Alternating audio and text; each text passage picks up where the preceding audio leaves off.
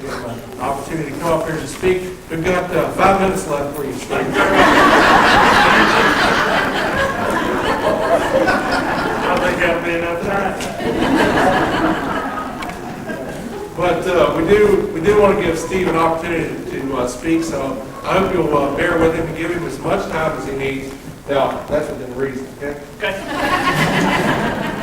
But he's got some interesting things he wants to share with you. I do need to go back there and check, make sure I got the mics adjusted right. Check. George Bush.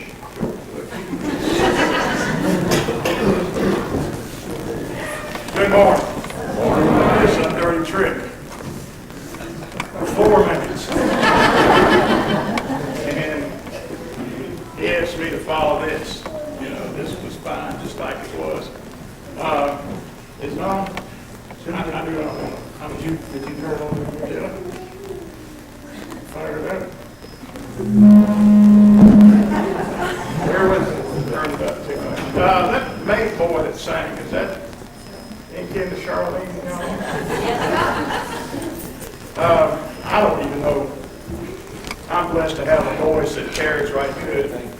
I don't even know. Check. Hey, I can talk low, but I have to be careful that I don't say anything. I think I missed him. Again, good morning. My name is Steve Sanders. Some of y'all might know. Most of you probably don't have a clue who I am.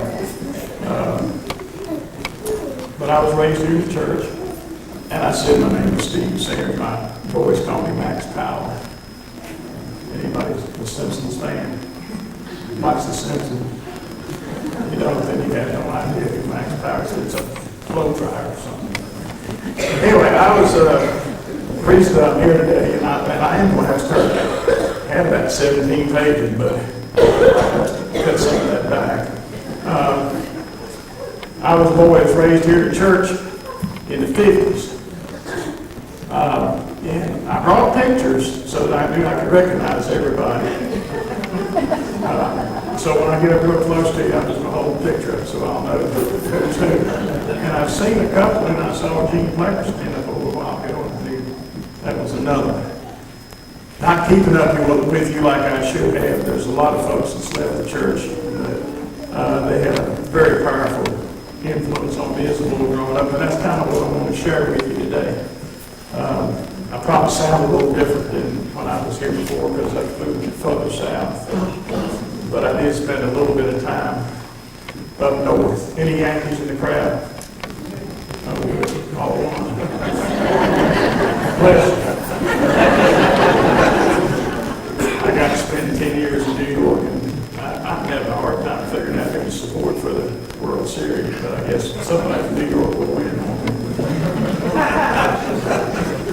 I'd like to take just a moment and introduce you to my family, if you haven't had a chance to meet, of course, or the Bill, you will. My wife for 28 years, Linda's sitting over there. Linda's one that keeps me straight. As I sat there a while ago, and I said, I hope all these people didn't show up here today to hear something I had to say. She said, no, they came to eat.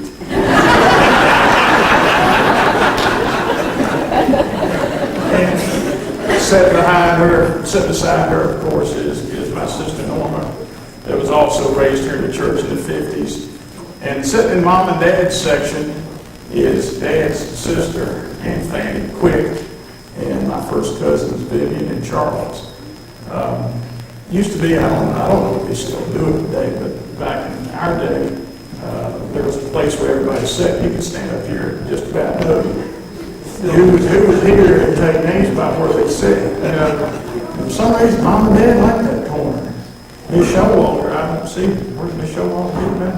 She used to sit here all the time. So you kind of, the whole singers, of course, they always had that key back on that corner. But I'm kind of reminded about some of the teachings that we had, that the church is not a building. I'm not familiar with this building at all. This building was built long after I left here, but our building was over here, and y'all tore it down. I never shoot Anyway, sitting in front of my family is my younger son, William.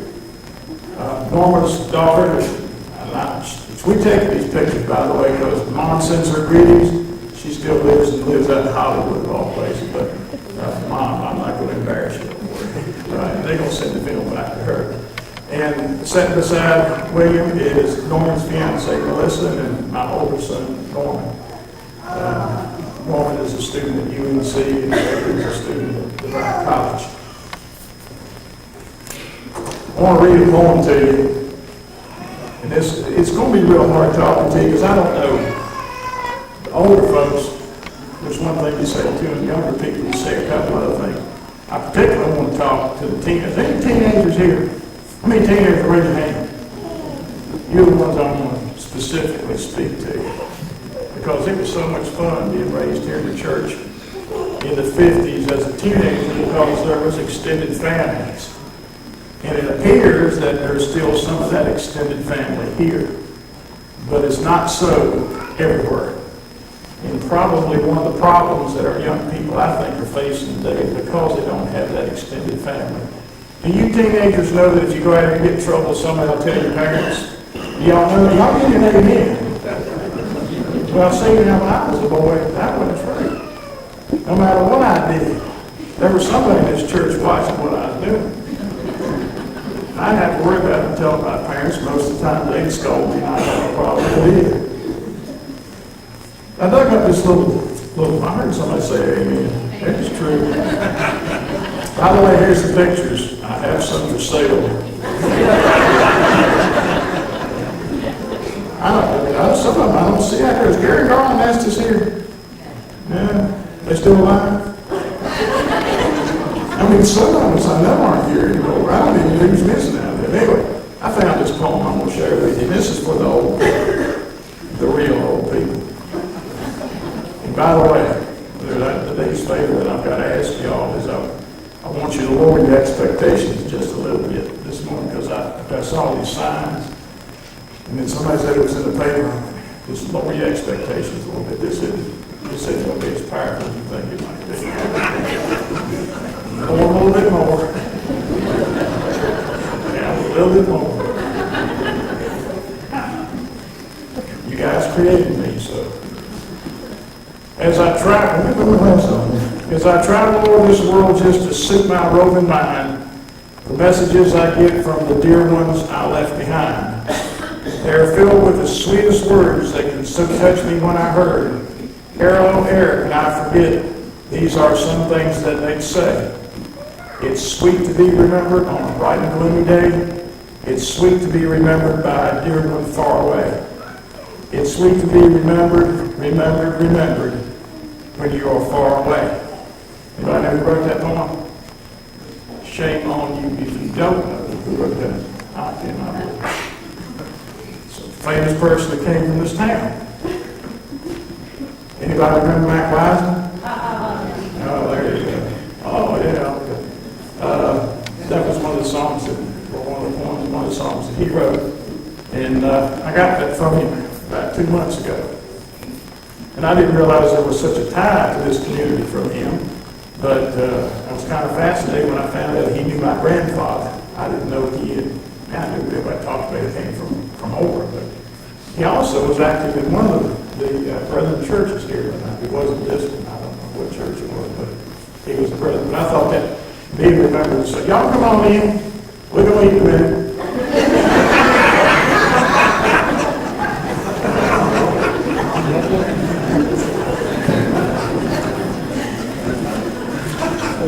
You folks sent me off in the early 50s, and I have to say this because too many people have used the word reverend in my name, and you shouldn't do that. Y'all sent me off to college in the early 60s, and I went off to what was called Eastern Mennonite College Inn. It was EMU now. Major changes in 40 years. But I didn't follow that path with ministry. I ended up in healthcare. And I talk to young people a lot of times today about a lot of things can change in 30 years. You can do a lot of things that are different. It's not like it used to be when you pick a profession and you stay here. Oh, I see Sandy Schiller said, I might have something for you too. But anyway, as as I said here today, I look at the differences in the church that it was in the 50s. They're just different things. I thought it was a whole lot more boring. Did y'all not think it was a whole lot more boring in the 50s in the church? Really, did you think it was? You didn't hear the amens or guitar. Now, choir sang, but, pretty much you just said you didn't do a whole lot. And it reminds me of a story that somebody told me about a pastor who had passed away, and I think he was from Barron Ridge. I know he didn't come from this church, but he passed away and he'd gone to see St. Peter's. He was standing in line getting ready to find out where he was going. And he was standing there. There was this fellow in front of him. I said a lot about Yankees, right? This fellow standing in front of him had to be a taxi driver in New York City. And he was in line to make the decision over where it was going to be his resting place. So the pastor from Barron Ridge, he's standing back. It's all right, man. I'm not going to say anything too bad. He's standing there. And walks up and he says, all right, St. Peter, my name is Joe Cohen. I'm a taxi driver from New York City. St. Peter says, okay, let me go over here and look at the book. He goes and picks it up. Okay, yeah. We're going to give you a silk gown and a golden staff, and you're going into heaven. He says, thank you very much. He walks on in. Preacher comes up and says, hello, my name is Pastor whoever. Then we look in here, he looks at the book, there's the thing. He said, fine, I got this woolen robe I'm going to give you and a wooden staff. I don't understand this. He said, I've been a pastor for 50 years. This guy's nothing but a taxi driver. Yeah, but up here in heaven, we kind of work off of y'all heard the word productivity and rewards, right? That's the new buzzword. Here we work off of productivity. He said, when the taxi driver was driving through New York City, the people were praying. When they were in your church, they were asleep. But it does seem different today. It seems not to be quite as melodic. But a couple of things I want to share with you. I want to recognize some people today, and I'm gambling by doing some of it because I'm going to probably mess up and not recognize somebody I ought to because I just don't recognize their face. But I've lived a good life. I'm very happy, and most of that's due in the finding the support that I found when I was a young man here. I want to charge the parents of these teenagers, if somebody hasn't. Very good chance somebody has. This might be totally preaching to the choir. You got to spend time with these young people because there's an awful lot of them that's finding a hard time figuring out what the right thing is. And that's a general term. But somewhere in your life you figure out the right thing. You can come up with any decision that you have to make, and you can say, I know what the right thing is. Yeah, the right thing is time to eat too. For the younger people, I've got some words of wisdom that I want to give you that I know that you'll never forget. You'll be saying 20 years from now. Year 2000, I heard these words of wisdom. By the way, is this the millennium or is it next year? Y'all figured that out here yet? In Georgia, they're still debating. The year 2000 is either it or the year 2001. So I don't call this the millennium because I keep up with it that way. I'm going to tell a couple of stories on some people today. I won't do it up here because I want to cut this script a little bit. I had a bunch, but I'm going to cut it back a little bit. You're one of the most blessed people in the world because you're always with fun. People always laugh. Some people don't have time to laugh, but some of the stories that I'll tell while we're eating. And then your kids, if you have grandkids, if y'all want to know anything about mom and dad, I'm the guy. I've done research on it. You have to, you do. All of a sudden you get a memory. I have a story I'm going to tell about Charlene in a minute. And she probably doesn't even remember, but it's a wonderful thing. Something that impressed me. As a young boy that I never forgot. She supported me in a circumstance when other people wouldn't do it. And she goes, maybe you do remember. Let me go through this thing real quick and see what I could tell you some stuff that I've learned. I've learned that no matter how good a friend is, they will hurt you from time to time. and you must forgive him. And sometimes that includes family. Does that sound like something we'd all learn? I've learned that true friendship continues to grow even over the longest distances. We can make friends and move, and today this is a society where folks move a lot, and you still make the same friends. I've learned that you can do something in an instant that will give you a headache for life. Anybody got an amen to that? Young people, that's all the truth of it. You make a mistake and you just don't get over it. I would also mention to you that if you're asked me to come speak to you today about pulmonary function and hypoxia, I've done 2 hours on it with no trouble. By the same token, if you want to know how to get free health care, I can give you 2 hours on that too. And if you want to know how to get rid of termites, just ask me. I think I'm open the vision here. I've learned that it's taken me a long time to become the person that I am. You don't become your person overnight. Don't expect to. Young people don't want to. You don't have to do it this year or next year. It takes a little time. I have to put an addendum to this. I learned that it's much easier to get forgiveness than to get permission. I heard somebody ask for forgiveness a while ago with a sister. And it's the truth. It's much easier to ask for forgiveness than ask for permission. For young folks, there's an awful lot of things that you can go out there and do and get by with it. You don't have to go ask somebody. But you got to start being an adult before you do it. Don't do it when you just become a person who might get hurt with that.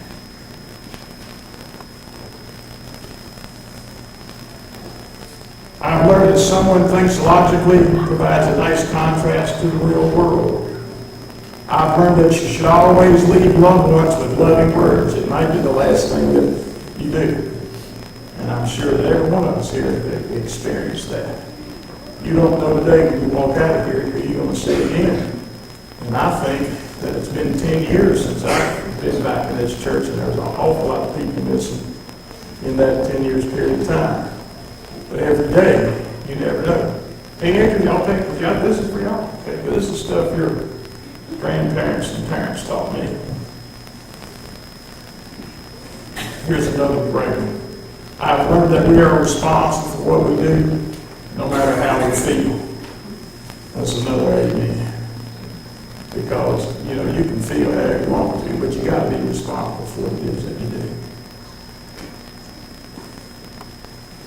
How many people agree with this? I've learned that money is a lousy way to keep score. I remember when I was a young man, I thought that was the ticket. If you didn't make money, how are you going to know if you're okay? Everybody think that's a good idea? I know you get hungry. I think there's other problems too. I know the presentations don't go more than an hour if you're looking for the back door. Let's see, it's going to make you sit there and think about it for a while. I've learned either you control your attitude or it controls you. I've learned that my best friends and I can do anything or nothing and still have the best times. Now I know that that's a difference. Young people today seem to think that they always got to be going somewhere and doing something. Back in the 50s, for us to just be sitting in front of the dairy bar on the front of the car, talking was okay. Because we didn't have no money. You kids today got tons of money. Back in the good old days, we'd be lucky we had gas money, but we still did okay. And we learned the right thing. How come that comes up? I've learned that a clear conscience is usually a sign of a bad memory.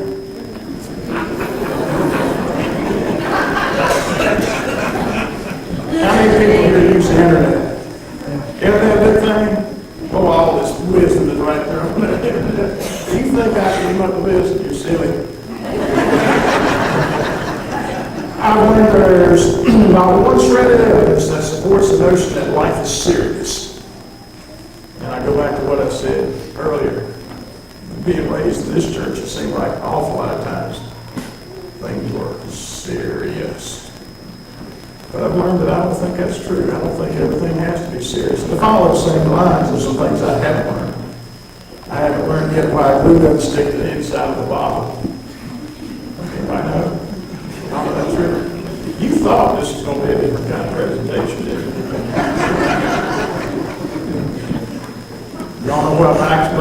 Square, you know about the Oxygen Square? Just to see if you're paying attention. Do you understand why rain drops and snow falls?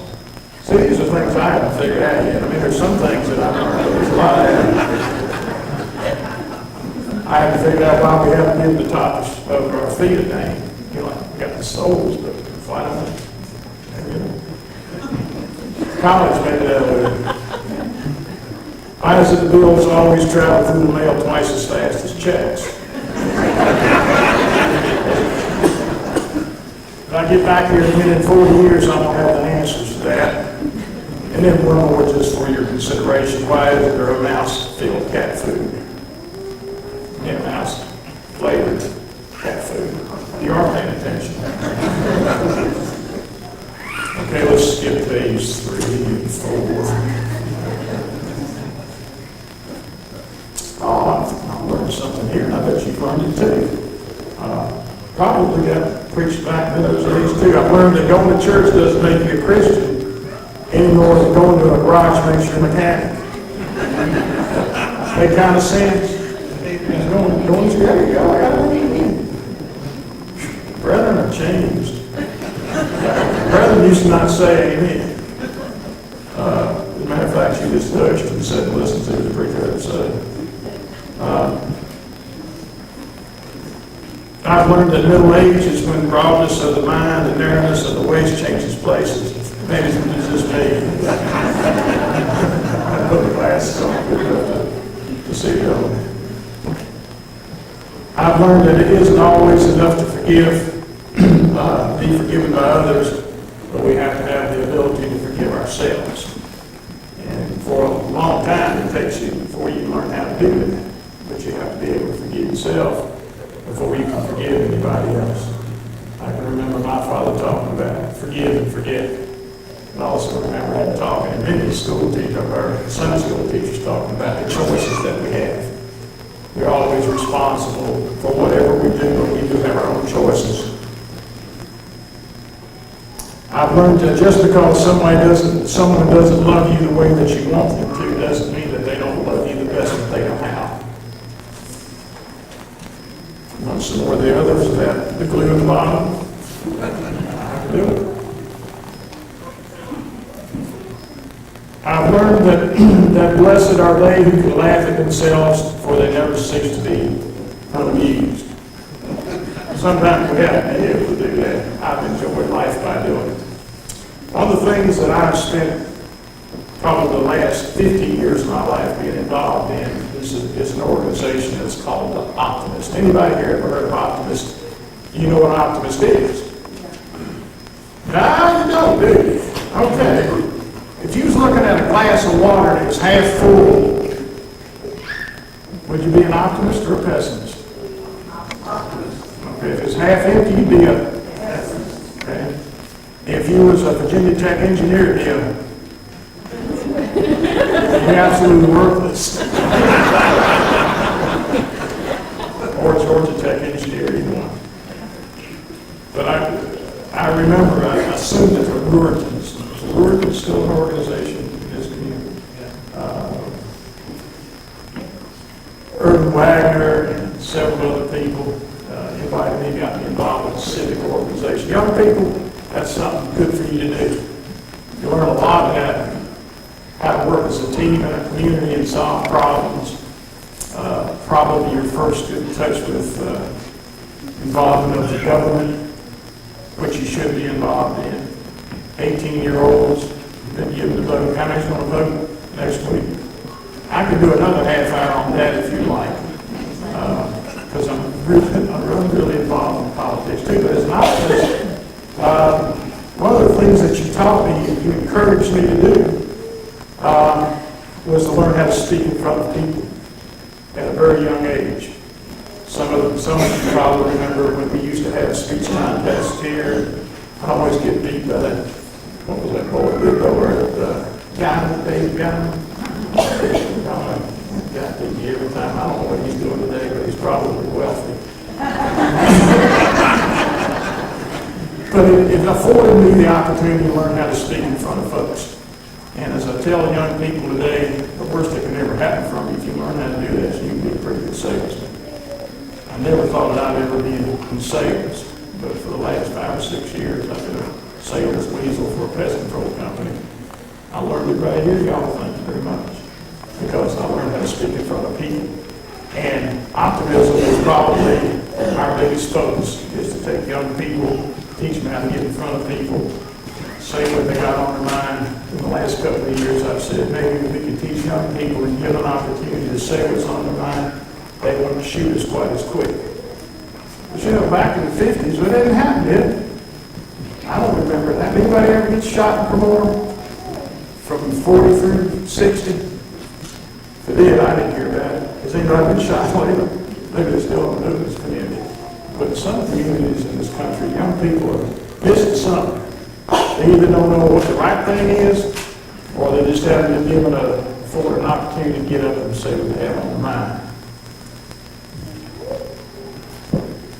And I would have to say, and this is not closing, but I'm going to close with some weird stuff.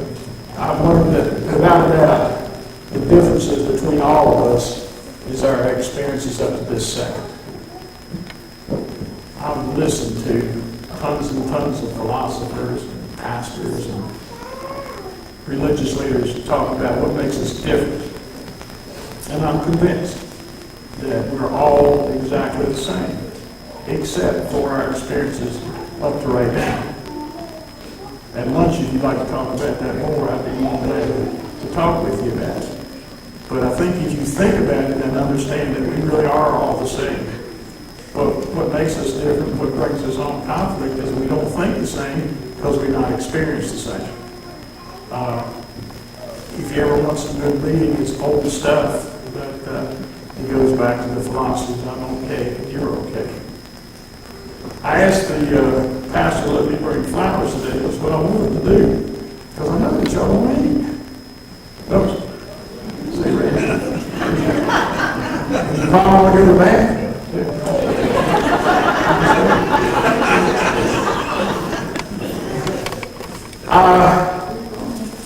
I brought some roses with me today, and I know I certainly brought enough of them, because I want to recognize some people that helped me when I was a boy to develop into I think I've grown up.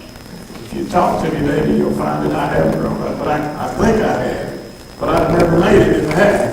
I want to give this to you for your mom and dad, because your mom and dad did so much. Ms. Wagner, I'm so glad to see you're still singing in the choir. Where'd everybody else go? I have other ones. I mentioned a while ago Charlene. Is this still a pacifist church? Is the brethren still pacifist? So I was raised as a pacifist. God, this has been great snow. Saved this. You know, when you put the...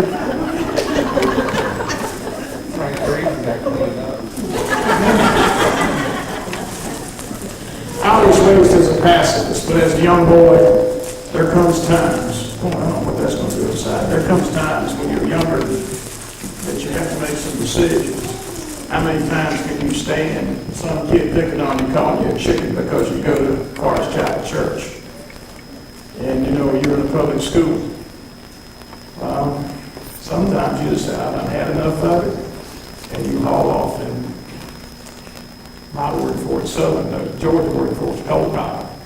And I did that one time, and I was scared to death it was going to be the end of my life. Charlene Thomas was there at that time. This lady's father was a dear good friend of ours that was here in the community, Ms. York. I don't think she goes to school to church here, does she? You go to church here? Y'all talk. Faster you talk, the quicker you get out of here. This is for my cousins. There you go. This is for Aunt Fanny. Aunt Fanny, the reason I picked Barron Ridge Church, I did that on purpose, because that's where she goes to church. And so I just thought, that's good to pick on this one day, might do. By the way, is any of the pastors from the 50s here? I don't, are they any of them online? Ironbury or Sizemore or?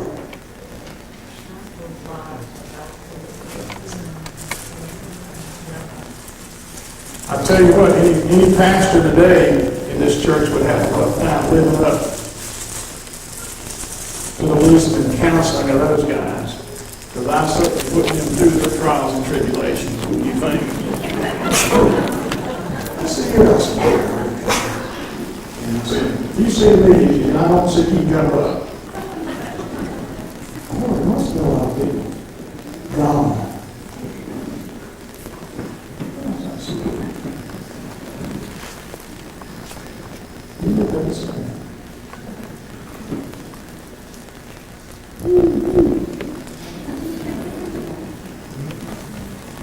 Cecil and Susie Estes, they passed away. They used to sit right back here.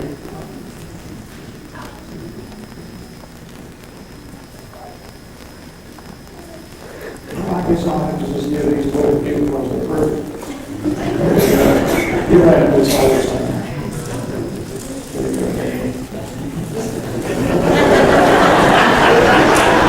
You said it when I said it. I haven't changed that.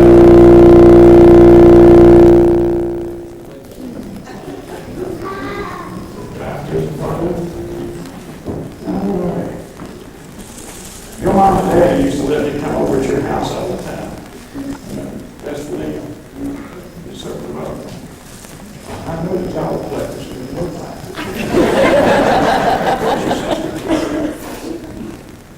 Janet?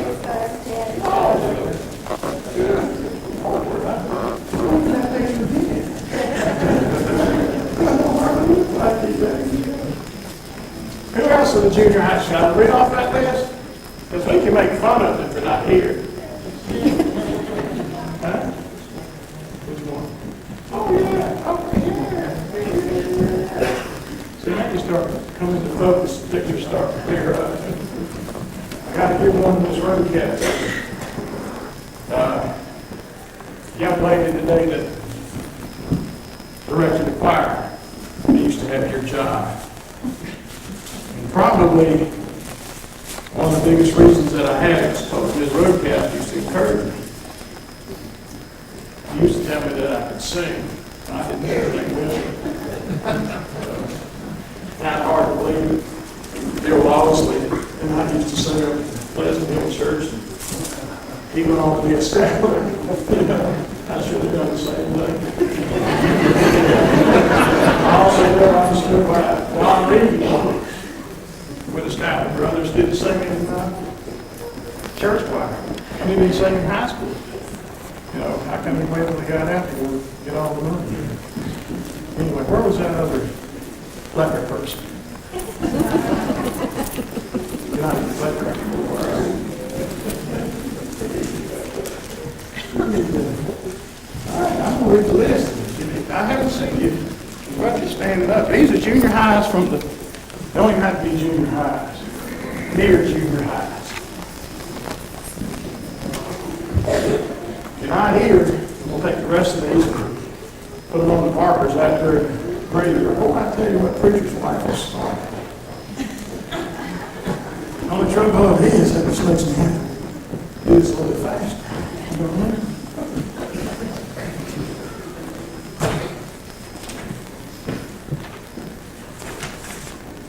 Where's my list? Lady Ponton's not here, I bet you.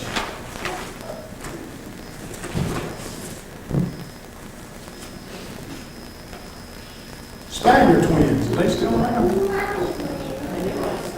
They White. Sandra Blessed, where's she? Salem? I kind of figured she'd be here. Over Bruce. Anybody hear from him where the Bruce family is? Massachusetts. Massachusetts. Well, if I've missed you, I apologize. In recognition of the parents that have passed on, I'll place these on the gravestones out there sometime today. Again, I want to thank y'all for having me here. As an optimist, I've been taught, I was taught here also that everything is going to be okay. You really don't have to be concerned about it. It's going to turn out just like it ought to turn out. I said, when I started this off, that I was going to say to the young folks something that they never forget. I'm going to still give you that information in a minute. But first, I asked you to turn to your bulletin. I asked the pastor to put in the bulletin Bob's Creed. And I ask you, this is not a religious piece, but it's a creed that I like for you to keep, think about it, remember me about it. And I ask you to repeat after me. Promise yourself to be so strong that nothing can disturb your peace of mind. Everybody got it? You speak up. Let's do it again. Promise yourself to be so strong that nothing can disturb your peace of mind. To talk health, happiness, and prosperity to every person you meet. To make all your friends feel that there's something in them. To look at the sunny side of everything and make your optimism come true. To think only of the best, to work only for the best, and to expect only the best. To be just as enthusiastic about the success of others as you are about your own. To forget the mistakes of the past and press on to the greater achievements of the future. To bear a cheerful countenance at all times and give every living creature you use a smile. To give so much time to the improvement of yourself that you have no time to criticize others. To be too large for worry, too noble for anger, too strong for fear, and too happy to predict the presence of trouble. Thank you. Again, I thank you for having my family and I here today. This is quite a homecoming for us also. You know, families get separated. We don't get together too often. And Norma coming in from California, my son being here is just a great joy to me, and also to visit with you this afternoon. The young people, the words of wisdom that I said that I would give you that you would never forget that another homecoming is this time to eat. Thank you.